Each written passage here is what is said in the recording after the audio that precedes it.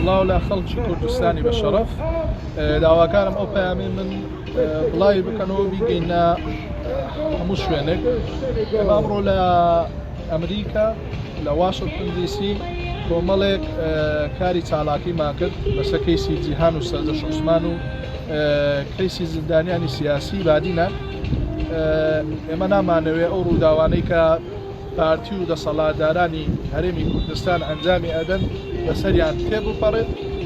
ئەوە زیاتر لە واخەریکە بۆ 3 مانگ ئەڕوات 2 مانگ و نیو زیاترە کەیسی جیهان هەر بۆ شێوەیە ماوەتەوە و نایانەوێ بۆ خەڵکی کوردستان ڕوو بکەنەوە بە تایبەت بۆ کەسوکاری جیهان. من وەکو برای جیهان بەڕاستی هیچ ڕوونکردنەوەیەک حکوومەت بە عائیلەی جیهانی نەداوە.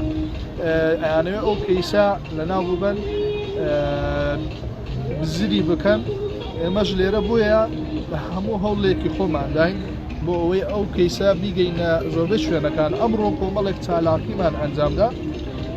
کەیسی جیهانمان گەیاندە ڕێکخراوی چەند ڕێکخراوێکی مافی مرۆڤی نێودەوڵەتی لە ئەمریکا کە زۆر بەناوبانگن و وعدیان پێداوین کە لەسەر ئەو کەیسە لێکۆڵینەوە بکەن و بە دوواداچوون بکەن و هیوادارم ئێوەش هاوکارمان بن لە گەیاندنی ئەو ڤیدیۆیە بۆ خەڵکی کوردستان، بۆ ڕۆژنامەنووسی بە شەرەف و بە ویژدان لە کوردستان کە لە هێڵن ئەو کەیسەی جیهانتەها وا بە ئاسانی لەسەر دەسەڵاتدارانی هەرێمی کوردستان تێبپەڕێت.